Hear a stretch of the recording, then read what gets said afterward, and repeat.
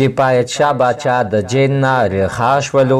کفایت شاه باچا د خلکو همدا ویلو چې دا د خپل د زوی بدله واخیسته. د زوی ډېر د سخت بېدردۍ سره چا قتل کړی. ټول تفصیلات عزتمنو زه تاسو ته په دې ویډیو کې درکوم. زموږ دا ویډیو د تر آخره پورې ګورئ چې تاسو ته پوره معلومات در ورسېږي. د دې معلومات نه مخکې زه تاسو ته دا یادګینه وکړم تاسو کو چې زموږ په دې سوپر کلیک چینل کې نوي وي او چینل هم نوي سبسکرایب کړئ. مهرباني وکړئ زموږ همدا چینل د سره سبسکرایب کړئ. خوا کې سره د ټلۍ نشان ووهئ چې ښه یوه نوي معلومات ویډیو تاسو ته په اسانۍ باندې در ورسېږي. مینهوالو یو څه موده مخکې د کفایت شاه باچا زوی چا قتل کړی و. ډېر مینهوالو همدا غوښتنه کړې وه چې د زوی چا قتل کړی خو څه چل شوی و. کفایت شاه باچا جیل ته ودننه شوی دی او مینهوالو ډېر خلک ویلي چې زوی یې قتل کړی چې د هغې په بدله کې کفایت شاه باچا 2 قتلونه کړي دي. نو بیا د پولیسو په تفتیش سره کفایت شاه باچا یې بیا د ورځ نیمه کې دننه ونیول شو او جیل ته دننه کړی شو. خو اوس چې ډېر خلک همدغه ویډیوګانې سازوي او ویل کېږي چې کفایت شاه باچا اوس د جیل نه رها شوی دی